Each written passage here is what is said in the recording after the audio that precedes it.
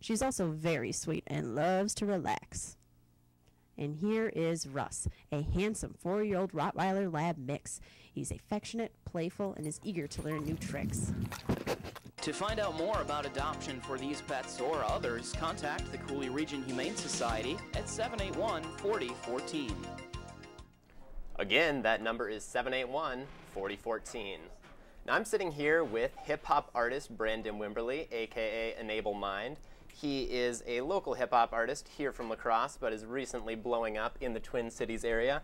And I'm sitting with him on the date of his release party at the Warehouse tonight at 6:30.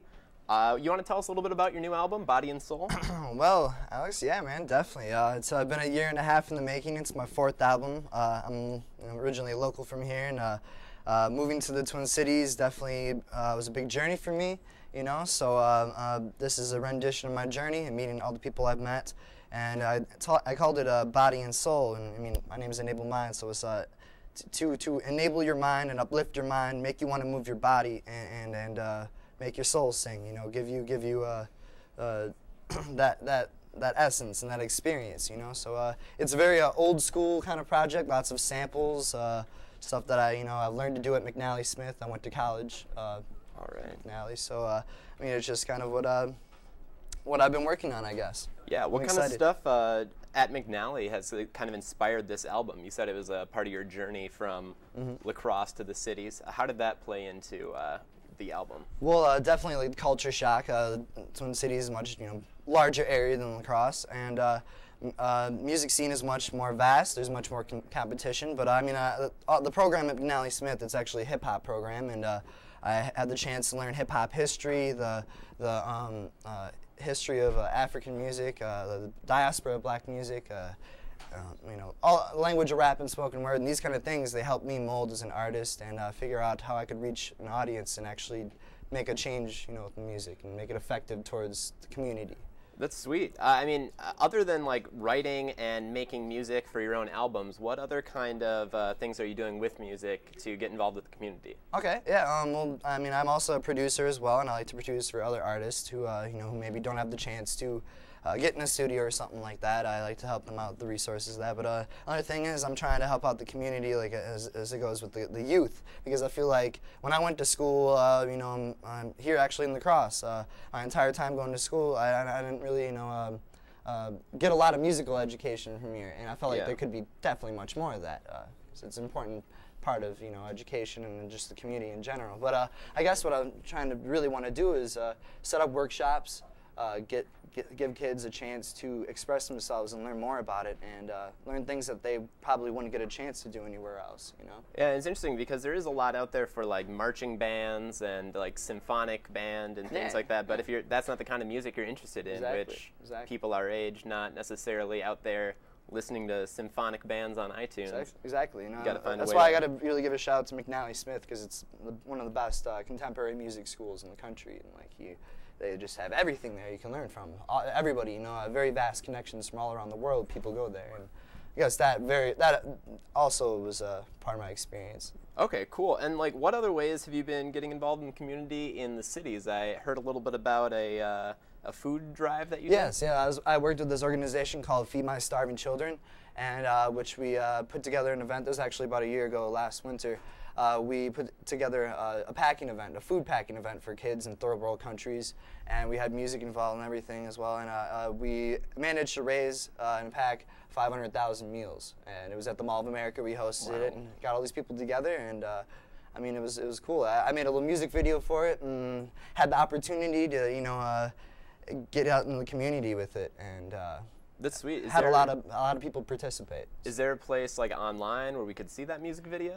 Yeah, I believe on YouTube you can look it up. It's Feed My Starving Children, but you can look up Enable Mind or whatever. But all right, cool. But they do have a website, feedmystarvingchildren.com. You can go there. So. Okay. Okay, sweet. Well, if people wanted to know a little bit more about Enable Mind, where would they go on the internet? Well, I released my album here on enablemind.bandcamp, so you guys can check it out on there. Just Google Enable Mind, I guess. Okay, cool. Sounds good. Well, again, the album release is tonight at the Warehouse. That's Cover right. charge is $7. And we're going to go over to Johnny Brennan with our week's sports. Thank Thank you, Alex. The UWL men's baseball team improved their winning streak to 10 this past weekend. The Eagles swept nationally ranked UW Whitewater, outscoring the Warhawks 6-5 in the first game and 8-6 in the second. Whitewater was ranked 20th in the nation by D3Baseball.com prior to this meeting. Pitcher Zach Luersdorf earned the win for UWL in the first game, pitching 2.2 innings and allowing 3 hits while striking out 2. Kevin Johnson started for the Eagles, going 6.1 innings with 2 strikeouts and 6 hits. In the second game, Mark Kowalski earned the win for UWL, giving up just 1 hit and 1 walk in the 1.1 innings he pitched. Skylar DeBilzen picked up his second save, getting 1 strikeout in the 1 inning he pitched. This 10-game winning streak is the longest in UWL history since 1979, when the team won 11 straight. Moving on to track and field now, the men's track and field team competed and won the Phil Eston Challenge Friday night at Roger Herring Stadium at the Veterans Memorial Field Sports Complex. The Eagles finished with 222 points, getting first place out of the 9 teams that competed. UW Oshkosh finished in second with 170 points, 70.5 points, and 5 individuals captured titles Friday for UWL's team. Terrence Thigpen won the 200-meter dash with a time of 21.52 seconds. Mark Punzenberger captured first place in the 10,000-meter run with a finishing time of just under 31 minutes. Isaac Vasquez won the long jump, Brett Davis won the title in the triple jump, and Andy Novak received first place in the shot put competition. In relays, UWL captured a title in the 4x100-meter relay and a second place in the 4x400-meter relay. Other notable finishers include a second place by Dave Pergan in pole vault and a third place by Alex Zart in the discus throw. And that is all the sports we have for this week. Sounds like UWL is really racking it up. They are, and for sure. They're Tonight, doing well. NFL draft.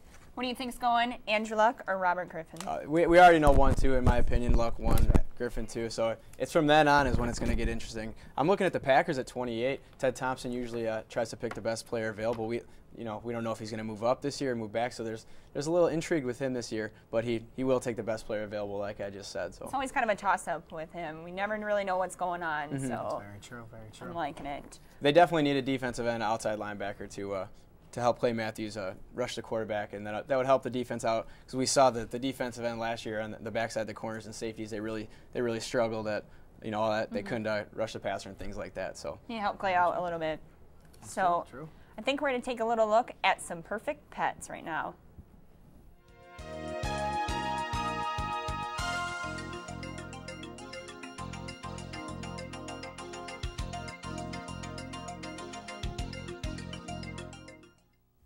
This little ball of fluff is Sophie. She is a 1.5-year-old Poodle Maltese mix. She's soft, small, social, and loves to be cuddled.